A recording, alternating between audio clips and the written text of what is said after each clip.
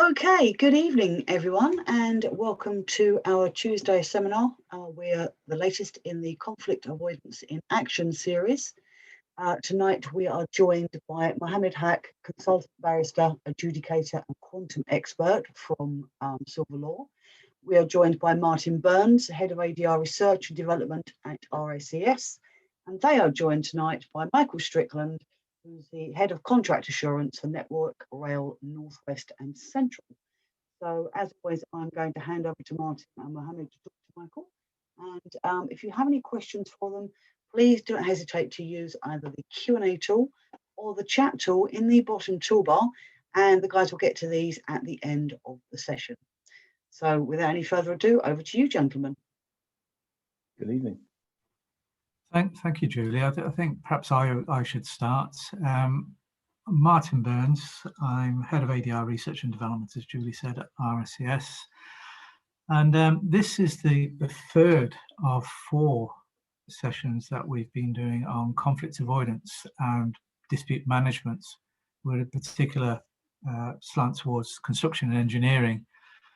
And I'm joined once again by Mohammed, and this time also I'm being joined by a friend of mine from Network Rail, Michael Strickland, who we've known for a few years. And we're going to have a chat between us, but very much focusing on conflict avoidance from a user's perspective. Now, the 2 previous sessions we started with an introduction to conflict avoidance and early intervention, and basically an explanation and description of how it works, how to apply it, what it means in action. And then on the last session we had in June, we were lucky to have with us Mark Entwistle, who is somebody who has practiced for many years as a third-party neutral in dispute boards, in conflict avoidance panels, early neutral evaluation. And he lent us a lot of his knowledge and experience about what it is to be a dispute avoider, a dispute resolver, third-party neutral, helping people to avoid and manage their disputes better. But today we're talking to Michael particularly about how Network Rail have embraced the concept of conflict avoidance in a very big and very positive way, and how that has impacted on Network Rail, and how they are planning to go forward with their plans to manage relationships better, collaborate between their project with their project partners, and to try and avoid conflicts and disputes as far as possible, and of course all that unnecessary costs and behaviours that go with that. So what I'd like to do is maybe just start with Michael and just ask you, Michael, if I know you quite well. I could talk about you and then explain to people who you are and what you do, and even go so far as to how I know you. But what I think would be useful is if you perhaps could give the audience a sense of what it is that you do in your day job and how that impacts on the role that Network Rail are involved in conflict avoidance. Yeah, day job is, as Julie said, the head of contract compliance. Previous to which I was with Network Rail, or with Network Rail as the head of claims, all of which are basically in that conflict avoidance or conflict scenario. Day to day, my job is to ensure that we don't get into conflict with our supply chain partners, and to find ways of looking and look for innovative ways to actually avoid the cost that we would incur. And it's not just the financial cost that we get targeted with, it's the actual relationship cost, because if, as Network Rail, we're a relatively powerful monopolistic employer, and therefore if our supply chain feel hard done by it, all that does is translate into additional cost. And Network Rail have recognised that, and that cost is public money at the end of the day. So my job is to bring that back and to try and make it so that we, as a business, we work together, we look for ways to actually find a way through a problem, look for innovative ways to actually deal with the problem. And most of the time we're very successful. And whilst I work for Northwest and Central as a region, I don't know whether the audience understands the way Network Rail has structured itself recently, but we're structured more along the lines of regional businesses rather than an overall conglomerate. My role takes me outside of that, so I then work for the other regions, Eastern Scotland, North, Western and Southern, actually providing them a service to actually take my skills to actually go through and help them with their problems as well. So it's quite a wide-ranging role. It's a good role, and it's one that requires, there's no magical recipe, if you like, for doing it. It's all about understanding the people that you're working with, looking for ways to work with them, and looking for the right solution rather than just going straight head on and not thinking it through. So, and you need to be relatively flexible for that. Michael, you and I know each other because we both also are members of the Conflict Avoidance Coalition Steering Group, Yep. which is a group comprised of senior executives and directors from a number of organisations, including RSCS, the Institution of Civil Engineers, Chartered Institute of Arbitrators, but also several industry bodies, including Network Rail. And Network Rail were very interested in being part of this coalition because of the work they've been doing on what we refer to now, I think, as DAP. Yeah. And I wonder if you could just maybe tell the audience a little bit about DAP and how it came about and what it actually does. The seeds of DAP were sown back in 2014, 2015. There's an initiative through the wider supply chain to create what's called the CDF, which is the Commercial Directors Forum. This is an open forum of our supply chain and interested parties, of which, as a regular attender, Martin, you'll know that they all got together in a collaborative sense to talk about issues, not only working within and with Network Rail, but working with themselves as well. And part of one of the work streams was to recognise that at that time Network Rail had issues with the way conflict was dealt with. We were perceived as very conflicting to work with, and there was a move to try and get to a point where we had a different approach. So there was a working party set up, and dispute avoidance was gently thrashed out over a period of 12 to 15 months. It was trialed, and now the DAP is not configured to resolve dispute. It's, when you read it, it's looking for the burning embers in the dry grass, as Mr. Blakey would put it. And actually, that's a very good analogy, because what they're looking for is those little pieces of dispute which could trigger a dispute, which at the time looked fairly innocuous, but actually later on, parties could say, "Oh, hang their hat on it," and actually to look for ways to mitigate that. So behavioural, there may be something in the contract that actually triggers a dispute. Commercially, the commercial agreement, and nothing gets people going towards a dispute more than money. And actually, most disputes are about people. If you want, there's the old analogy: if you want to talk to somebody, you speak to their pocket. And actually, if you at least you want to get their attention. And a lot of dispute is all about that loss of financial gain. So the DAP was configured really to actually start to look at how we could identify the trigger points, actually put mitigation in place, and actually try to make it so that the teams work together, not to save money, but to save the dispute. Because actually, 9 times out of 10, the dispute will be resolved, but it will be resolved at a cost, and it's the cost of resolution that is the problem, and not the actual dispute itself.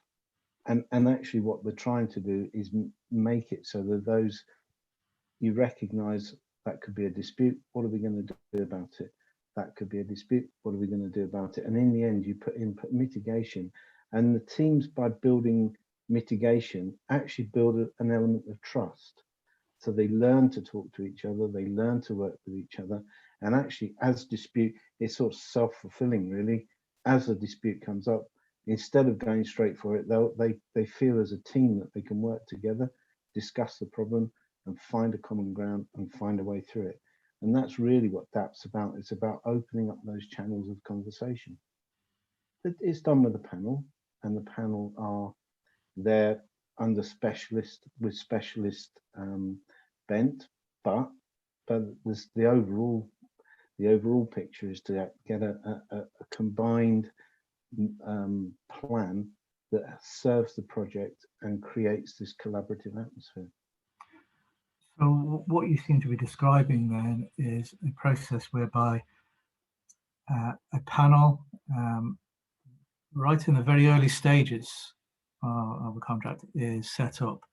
And the job of that panel, as you say, is to spot any potential embers that might be smouldering in the grass, and provide advice on where they are, so that Network Rail and project partners can react to that at an early stage in order to prevent disputes. It really is about conflict avoidance. It's not about resolution. It's not about managing a dispute that's there. It's about horizon scanning and making sure that, as far as possible, disputes don't happen in the first place. Yeah, it's having that. And a lot of the times the projects are really entrenched. They become very emotive about a project. And it's one thing to have this attitude that you're going to be collaborative, etc. But when you're entrenched in a project and you have your own personal view or the view of the team, it's not always easy to take that higher view. And by implementing a separate team, completely divorced from the project, they act as the project's conscience. And it's almost like having a project conscience and saying, you need to look at that. That's going to cause you a little issue there. That issue could cause you this. And it's all the time. And the team, they come together, the panel come together with the team. They look at the project, they look at the personalities. And sometimes it's about self-reflection. You must understand that some of it is about people's behaviors, and a big part of it is identifying the behaviors that people have when under certain conditions, and actually spotting those behaviors and actually trying to make it so that they not change their behaviors, but the rest of the team can identify that under this type of conditions, particular individuals will react in a certain way, and that's actually going to cause more problems than it's going to resolve.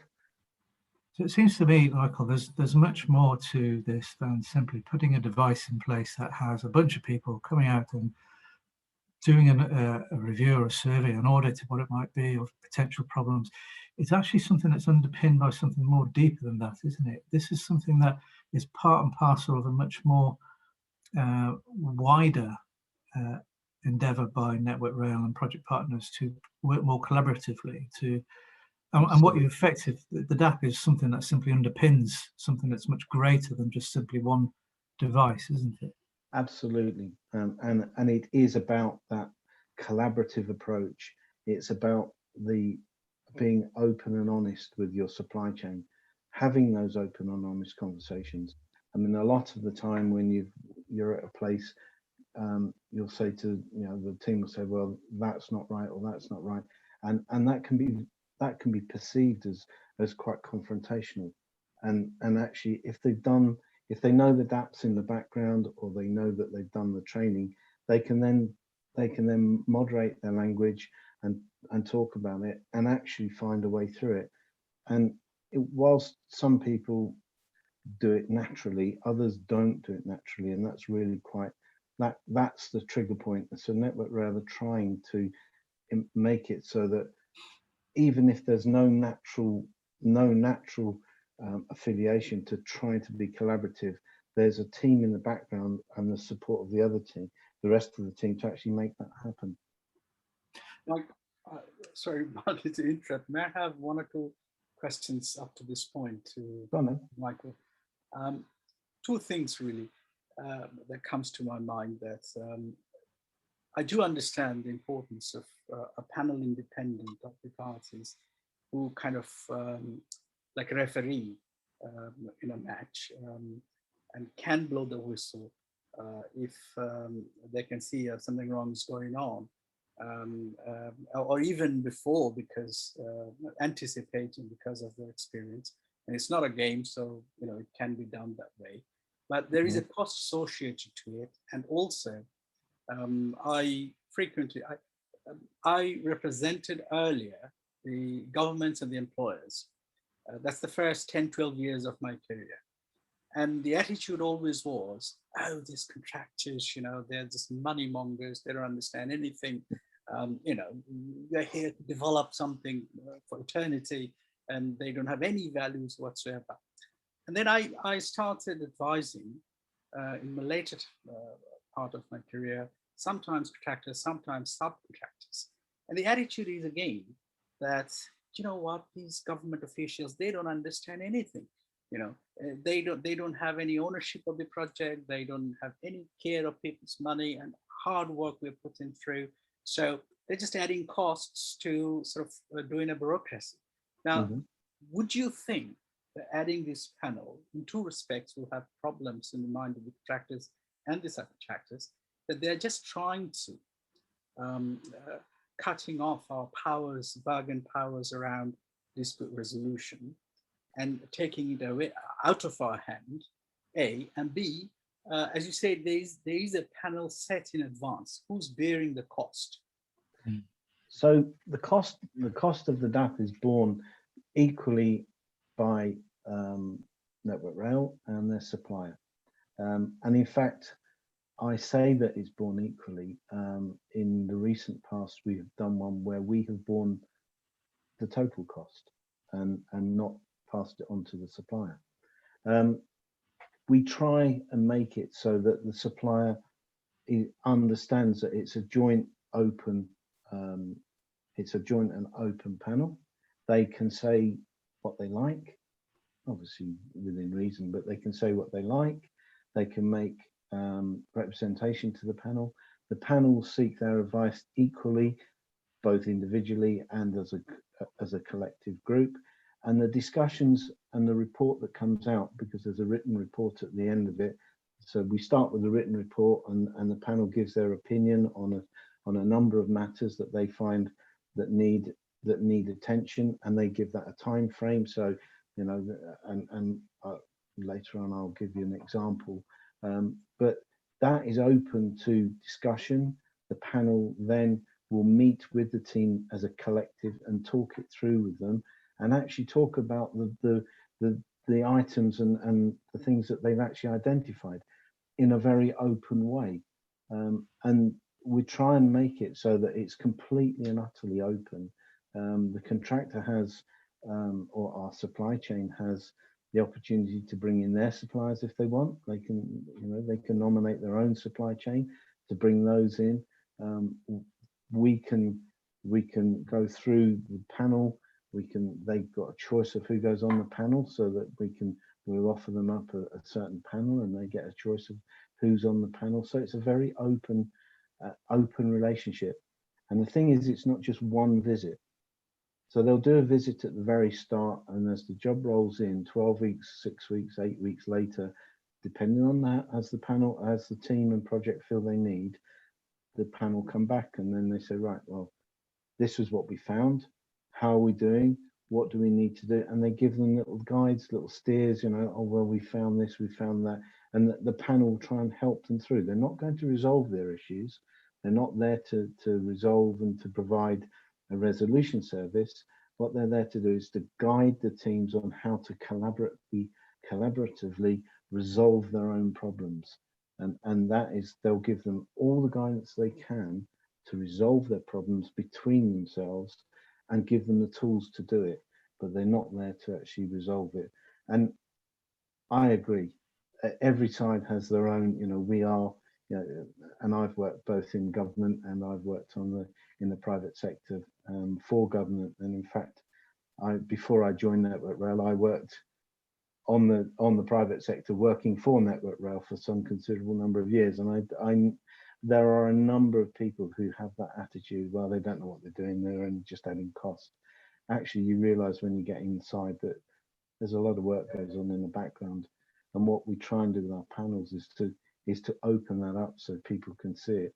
I mean, it comes down to we're at a point now where contractors and suppliers are actually contributing to the internal paperwork and the internal authority process.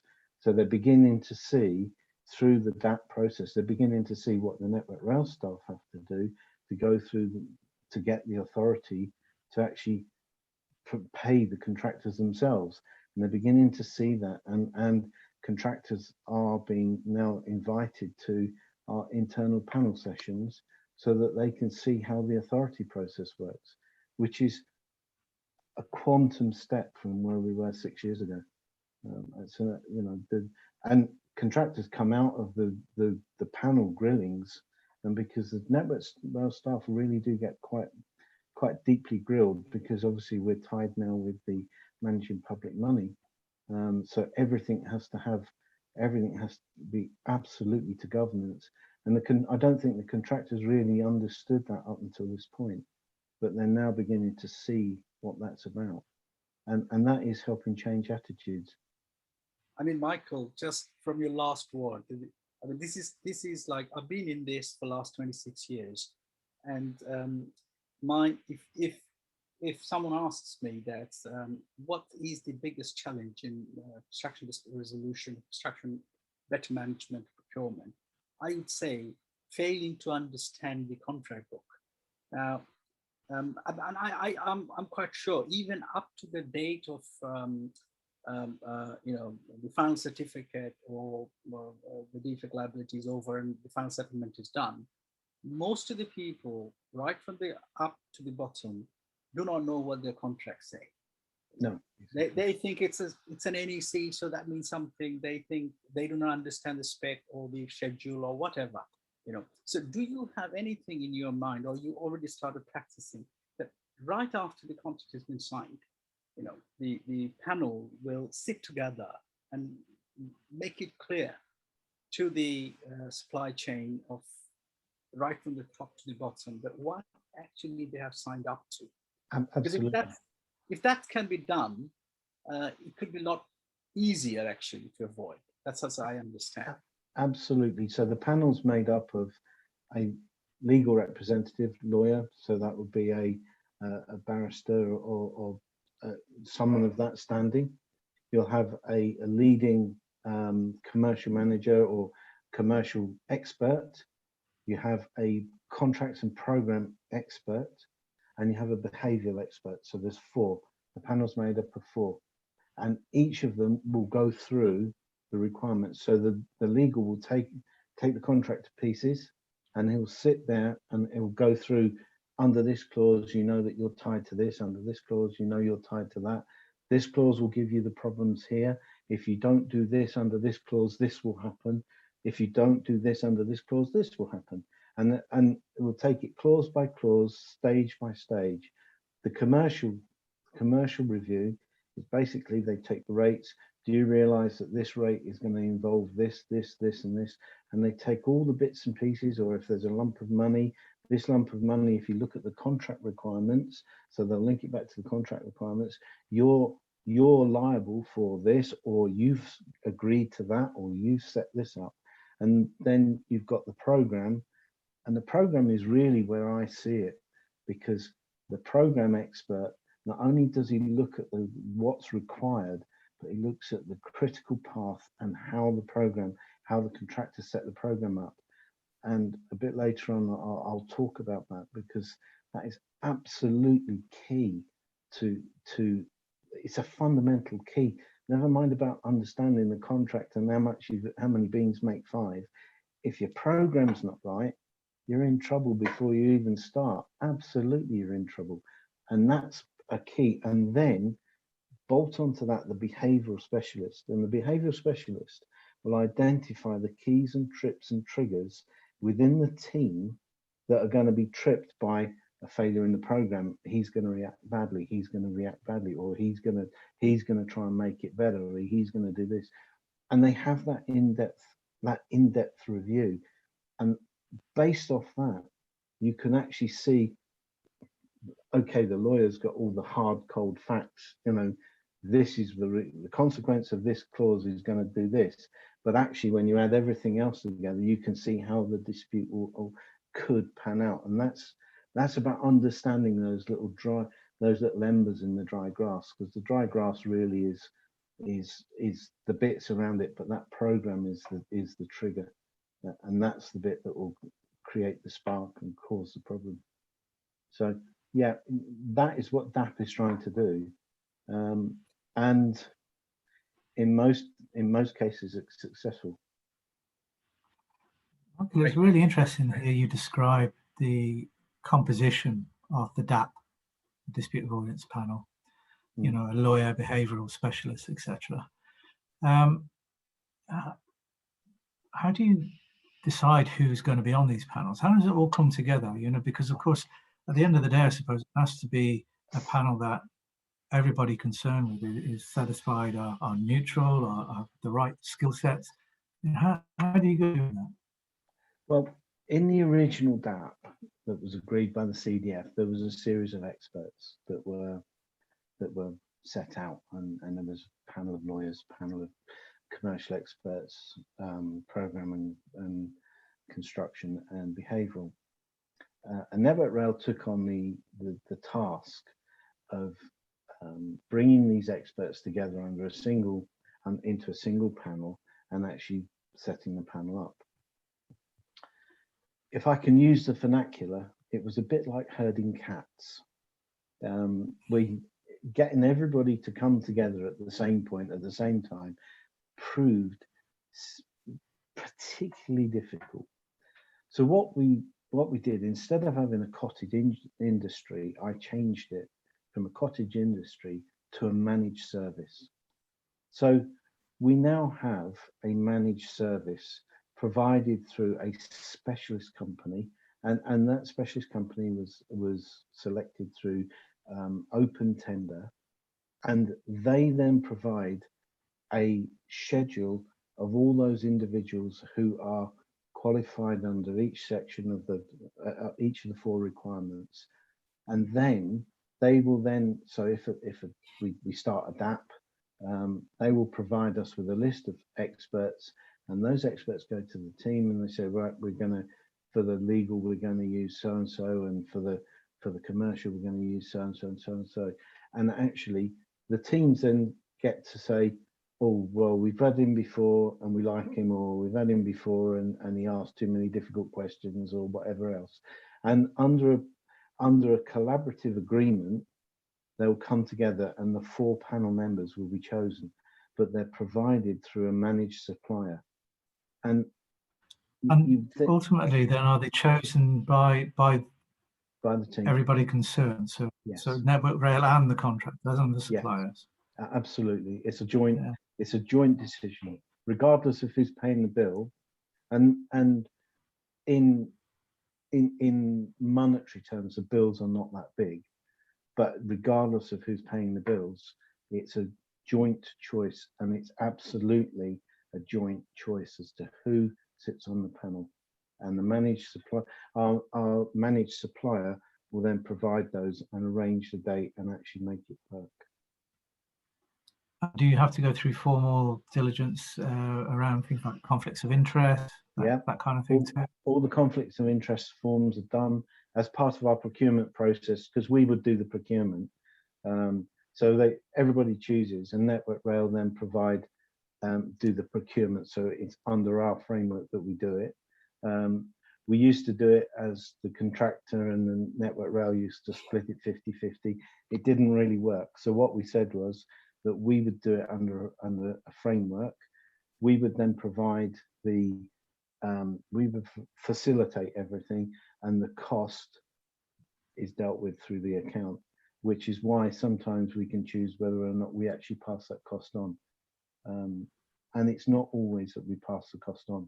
We will elect sometimes to do the DAP and not pass the cost on. regardless. But we still offer the supply chain the absolute say in who's on the DAP and who isn't on the DAP, even though they're paying the bill.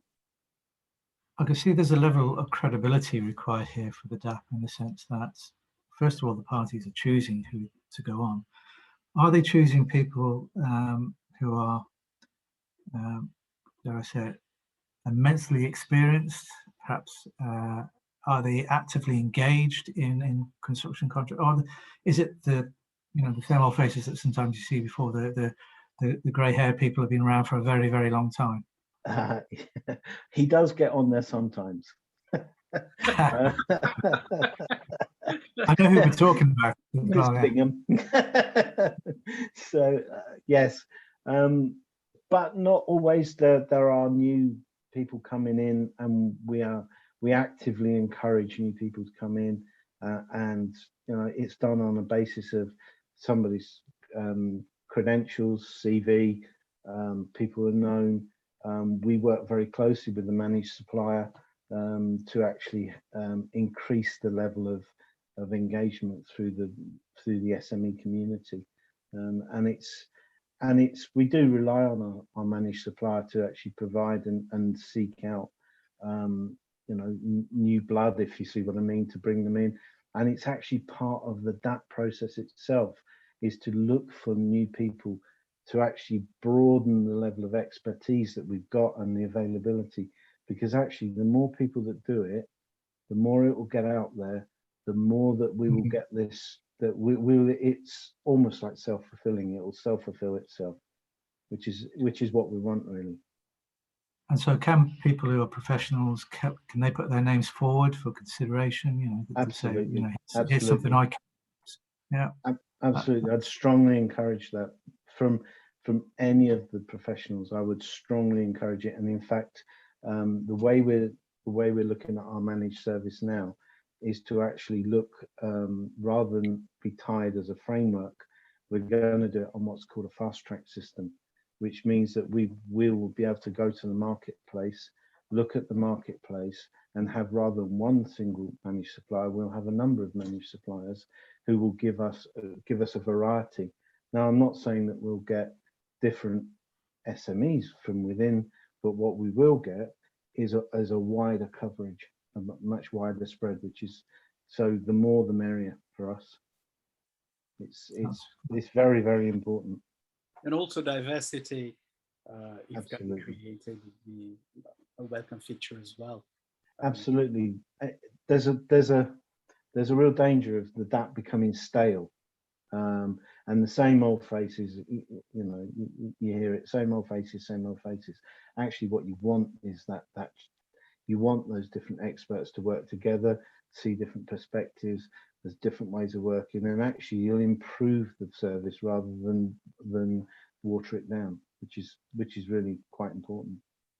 I think, to my mind, that makes sense, Michael. If you've got new blood coming in all the time, if you have people who have the kind of mindset as well to be part of this, kind of lawyers, and there's one in the room now, I'm pretty sure, and it's not me. Sorry about that, Mo. But I think it is right, because otherwise you could have the same old people. It'd all become very predictable, wouldn't it? And what you want is people maybe to have different perspectives and be able to spot the burning embers in places that others might not look. Absolutely, and that in the experience that we've had is quite key. And there was some criticism some while back of the DAP within Network Rail, from the Network Rail side, is, oh, we've heard it all before, it's all, we've learned all the lessons. Well, unfortunately, the people saying they'd learned all the lessons are now falling over themselves for not actually doing the DAPs. And the question comes back, well, did you learn the lessons, or were you just paying, did you learn it and now you've forgotten it? And that's so that the experts bringing in different experts, different mixes, that can only keep it fresh, as far as I'm concerned. And that's what we need to do.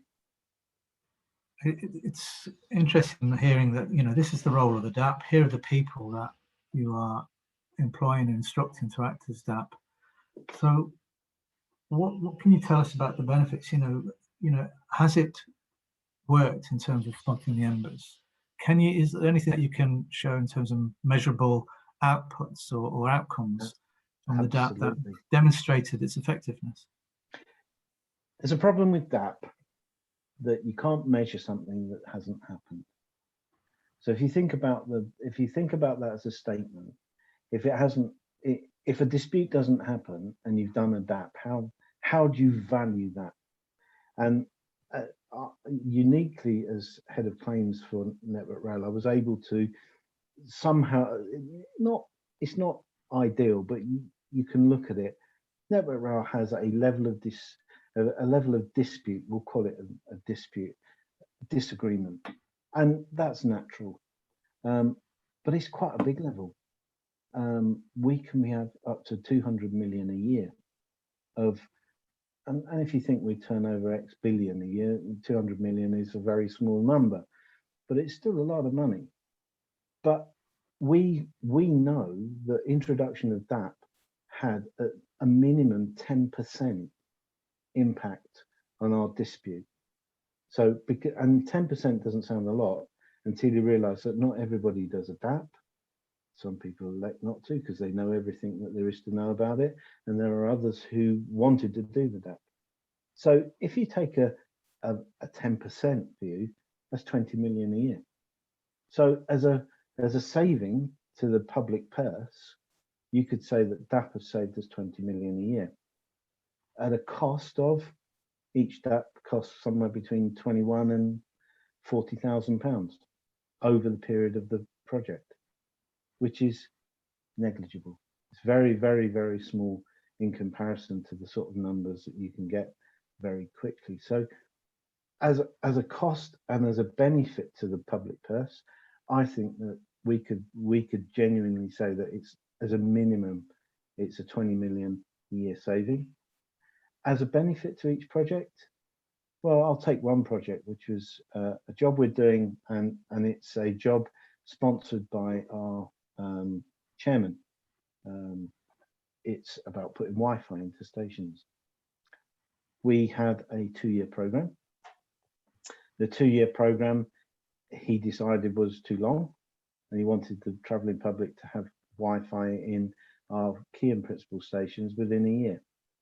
So we went through a process of supplier selection, selected the supplier. The supplier went into the project, and I said, I think we need a DAP. Definitely we need a DAP. The DAP were employed, they went through, and guess what? The program was never going to be achievable. Even though the supplier was convinced it was, the program wasn't achievable. He didn't have enough resource, his management wasn't strong enough, and he didn't understand the terms of the contract to actually get in there. And commercially, he couldn't make it pay. Now, the DAP team went through it with him. They went through it as a joint exercise. They changed the program. The supplier increased his resource, not just doubled it, but trebled his resource, improved his management.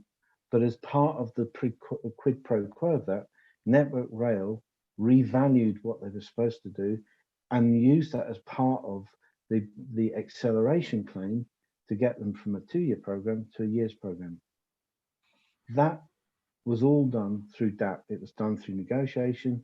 It was done through the DAP identifying, and actually at the end, they will complete that work in October of this year, 2 months ahead of schedule.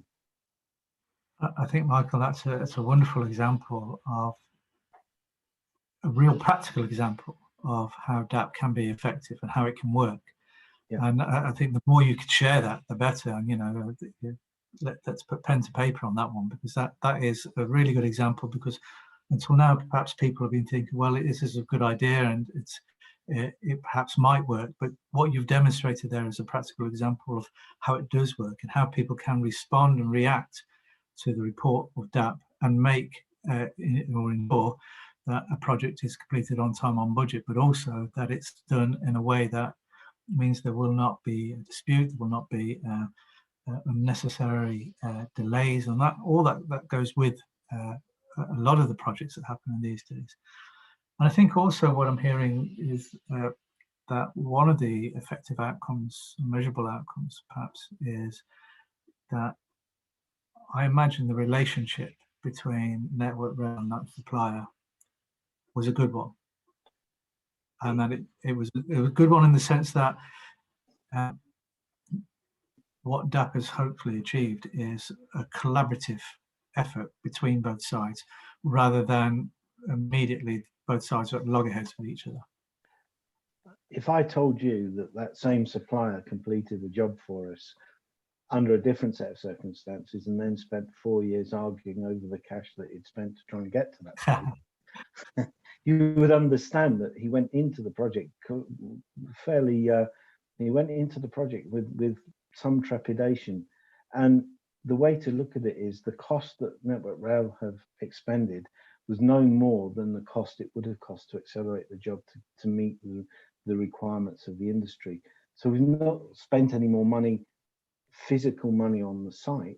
What we have saved is that 4 or 5 years of heartache and constant battling, management time, and the dripping tap of cost, trying to get to the place we've got to before it's happened.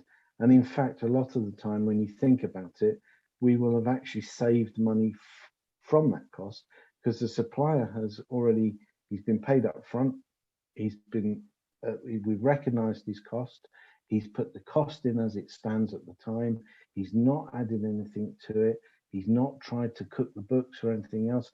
We've got to the true cost.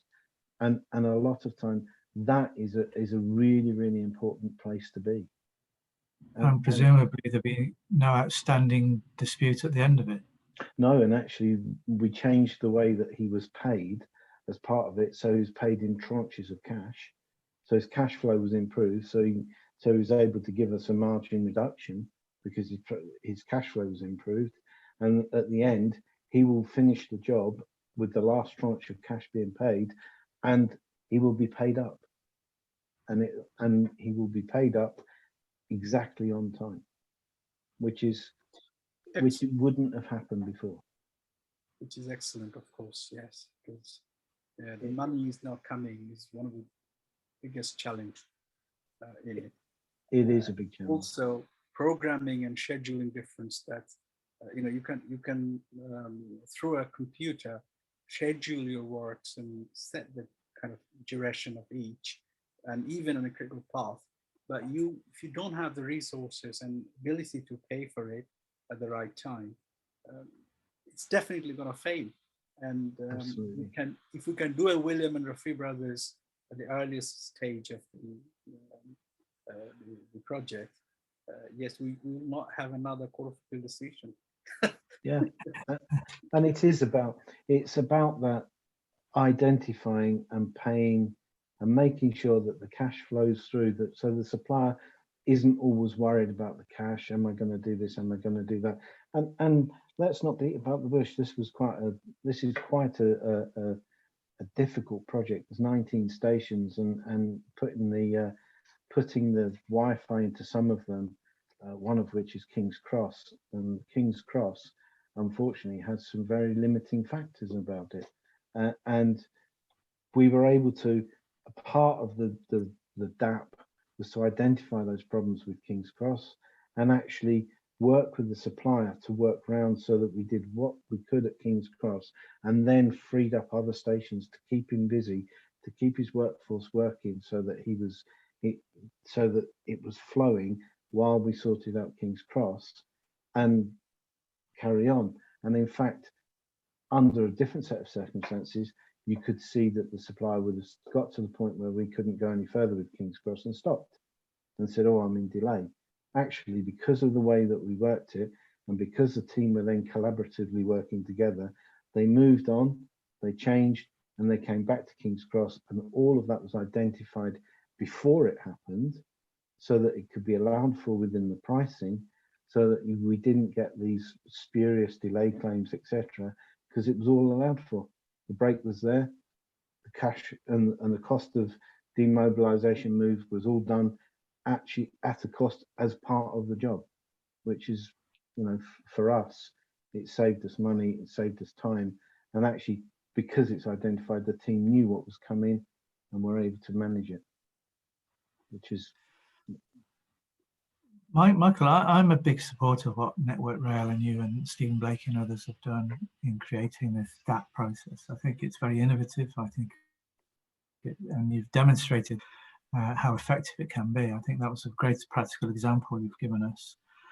I can't get away from a question that keeps coming to my mind, and that goes back to something you said early on in this conversation about DAP is very much about conflict avoidance. It's about, you know, effectively throwing a net out and preventing disputes from happening.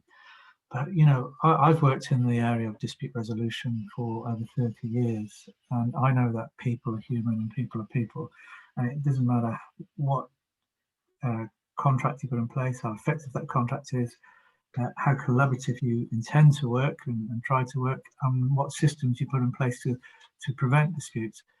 One will always slip through a difference of opinion and a disagreement. So what happens if, you know, you spend a lot of this resource and time putting DAP into a project and something starts to bubble and a dispute starts to emerge? What happens then? It is right to remember that DAP's not a panacea. It isn't. And it doesn't, as you say, human nature is such that you're never going to find all the disputes, you're never going to find all the bits, and we're a creative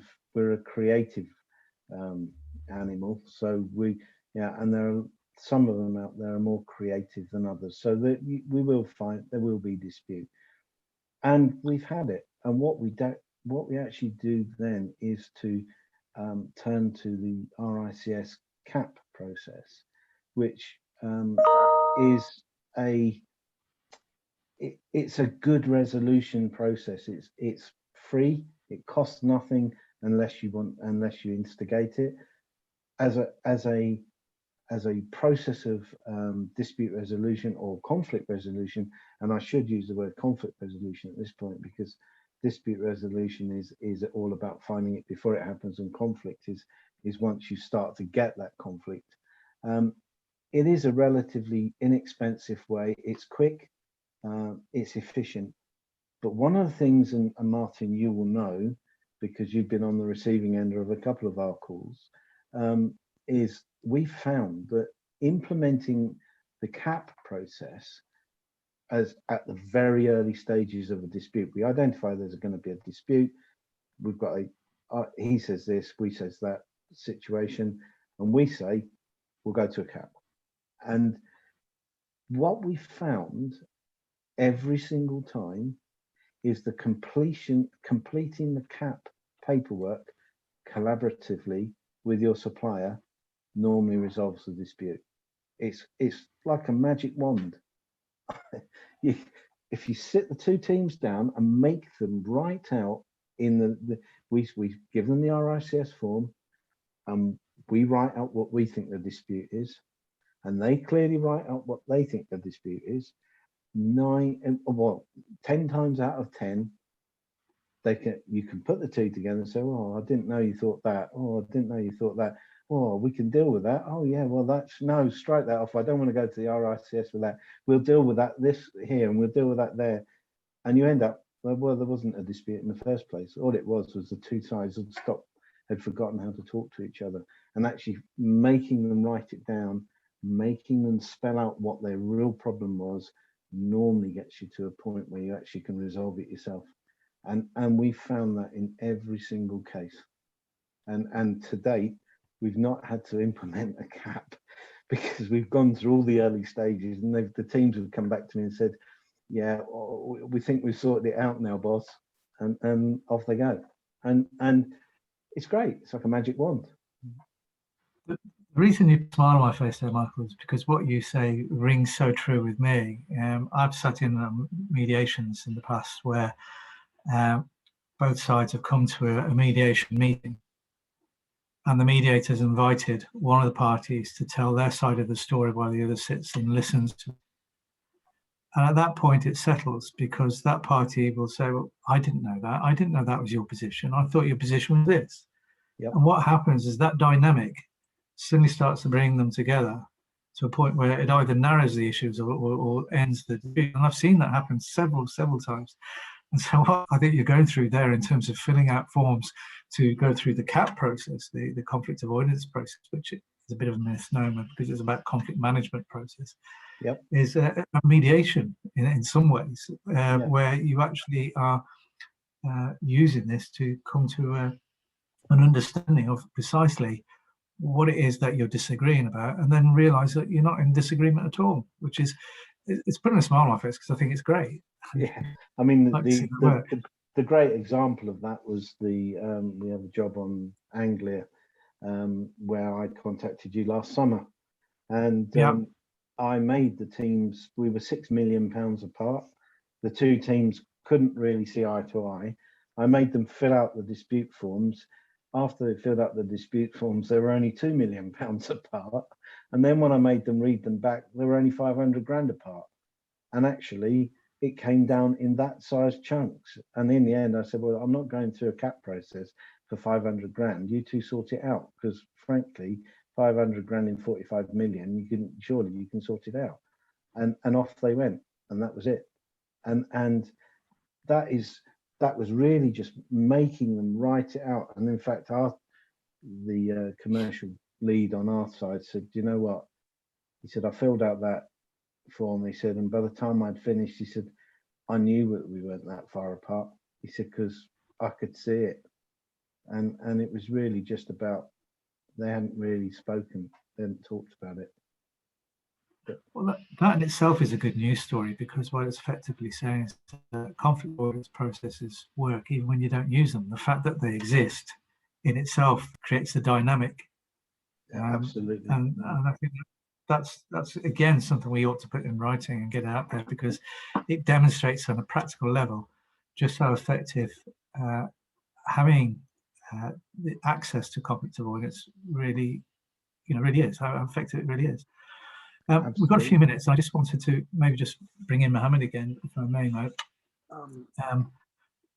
What I'm going to ask Michael in a minute is a little bit more about the future solution, particularly in relation to the rail sector. But you and I have talked many times, or quite a few times, about this need for people to embrace a different mindset from the adversarial mindset that has existed for so long in construction and engineering. And useful and helpful and interesting, I'm sure, to hear from you about your thoughts of the future for conflict avoidance and dispute resolution in construction engineering. Well, I mean, I have, again, I mean, I'll try to explain something, and I'll end up in asking a question to Michael about, of course, gap and cap. See, rightly or wrongly, I've studied law and become a barrister first, and somehow I've been involved in arbitration mostly, and in non-contentious contractual contract works, from procurement to up to the settlement of the end of the project or all. And what I have found, that obviously there are lawyers who are very keen with an attitude of litigation, and that's needed because that's a different ball game. But there are lawyers who are willing to be a resolver-minded person, but either in their or within their own set, they're saying that, look, you're becoming a B team, and you should have been a QC, but you're trying to be a QS. So that's absolutely wrong.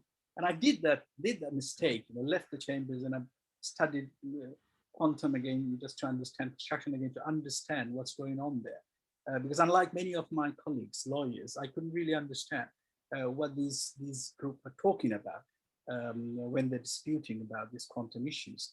And I don't know any other institution which ever said that there is a possibility like a quantity surveyor acting as an advocate other than RICS, you know.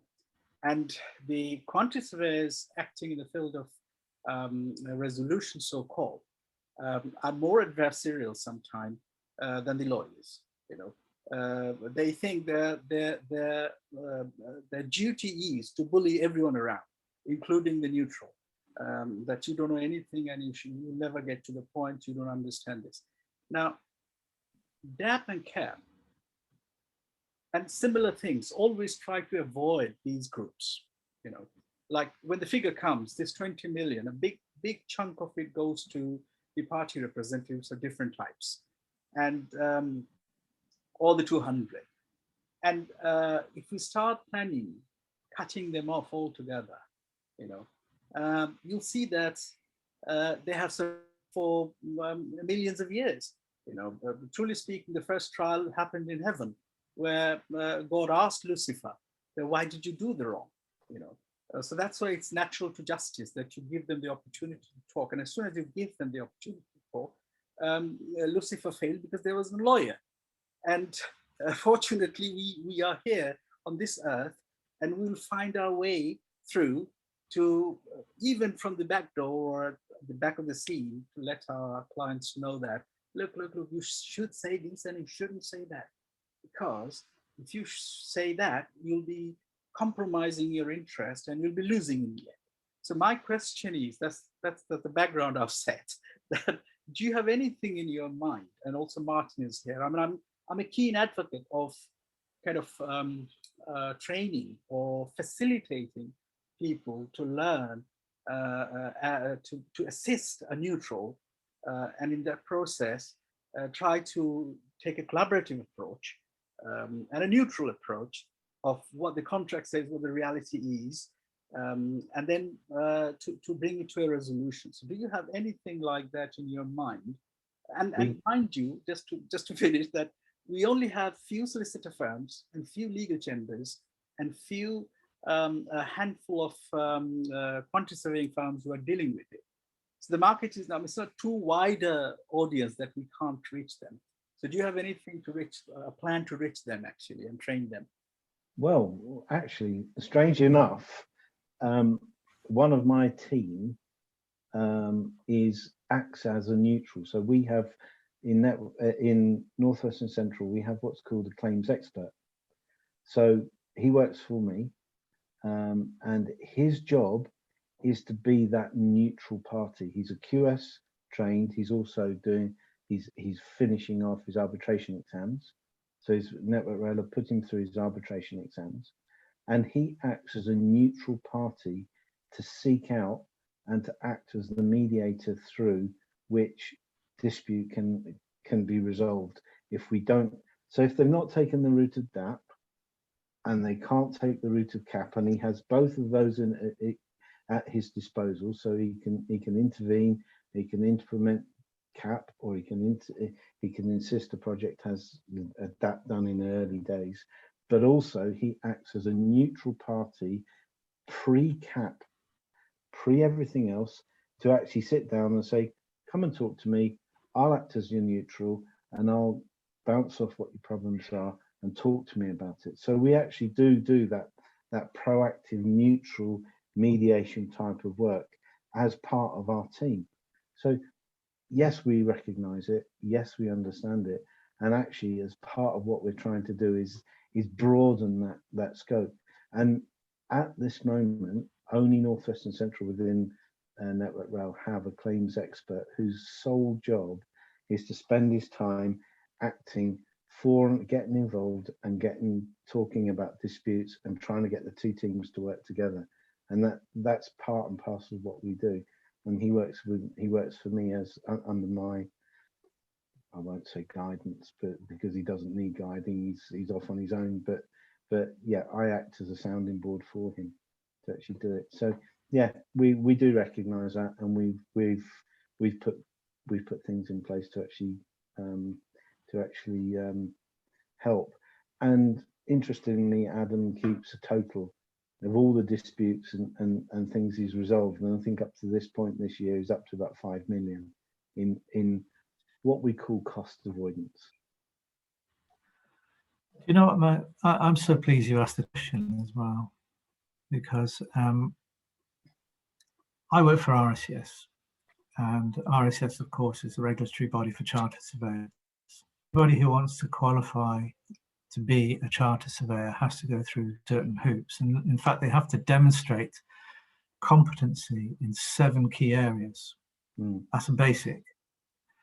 One of those key areas is they have to demonstrate competency in conflict avoidance and dispute resolution. Now, how many people applying to be a charter surveyor, and how many people who are charter surveyors, you know, from way back, actually understand and know that, I think is a question in itself. And what we're doing at RSS, and part of my department, which is the Dispute Resolution Service, is making sure that charter surveyors have access to guidance, training, education, and indeed qualifications in a whole range of areas around conflict avoidance and dispute resolution. And we're building on that all of the time. We're building, for example, a whole program of qualification and training for people to be involved in conflict avoidance and early intervention, like CAP, like DAP, like early neutral evaluation, like mediation and dispute boards, because these are things that are really now on the agenda. As much as adjudication has been on the agenda for such a long time, it's the methods. And also, so many professionals, whether they're charter surveyors, whether they're engineers or lawyers, also advise and represent parties in conflicts and disputes, and give them advice about the best way to manage that dispute, the best way to resolve an issue that has emerged and surfaced. And we're looking at how we can help professionals to do that job better, to really understand the whole spectrum.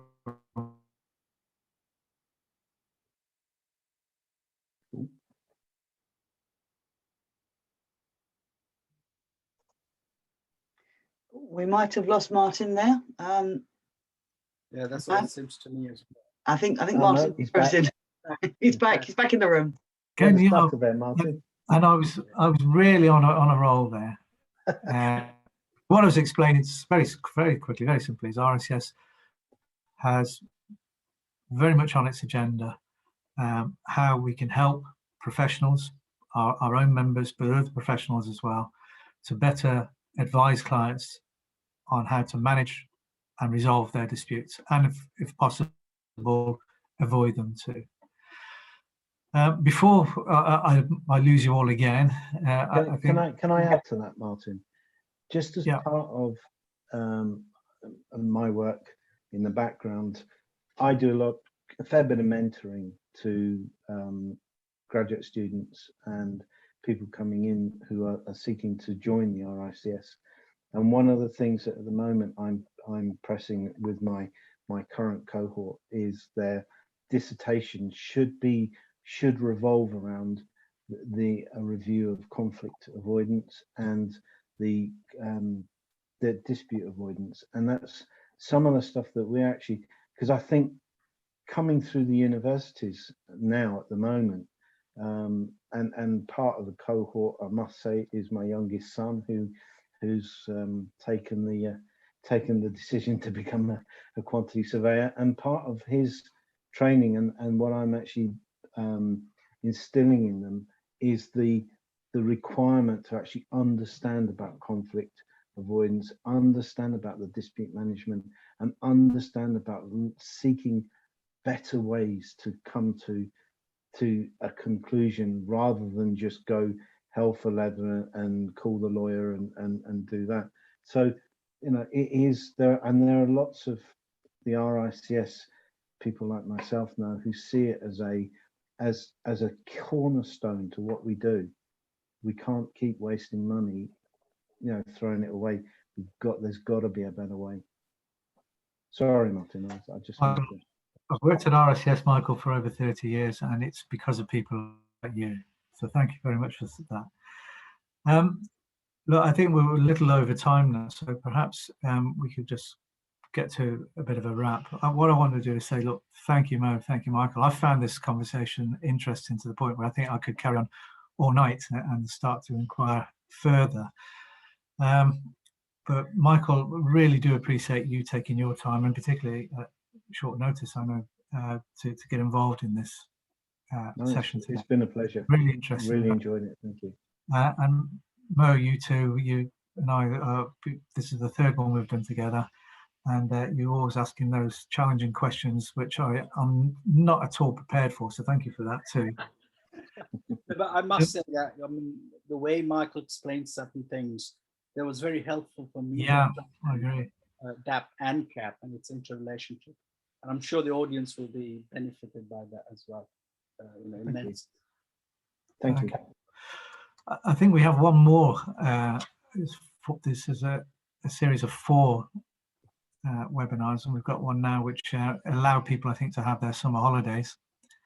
And afterwards, we were going to be looking at really how much this has taken off, this whole conflict avoidance thing, because even today I've heard that governments in London and in Edinburgh are actively pushing for the contractors, and particularly those publicly funded organisations, to embrace the conflict avoidance pledge and to put conflict avoidance at the heart of their programmes. And we'll be talking about that in a lot of detail with some very good contributors at the next session in September. Again, anybody wants information from RSS in terms of some of the issues we've been talking about today, CAP, which Michael you introduced towards the end of our discussion, they're the people you could talk to. And on that, I think I'll hand over to Julie to maybe just finish off.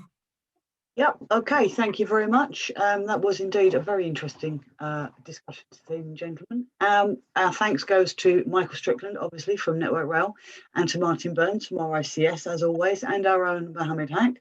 Thank you very much. We are back on 9 in the morning with Richard Silver, Practical Completion, a game-changing case. And as Martin has quite rightly pointed out, the next session for the last in this series will be on the 21st of September. So if you would like to book a place to log in for that, please email seminars@silverllp.com and we will get you logged in for that. Gentlemen, again, my thanks. Thank you to everyone for joining us, and we look forward to seeing you all again soon. Thank you. Thank you. Cheers.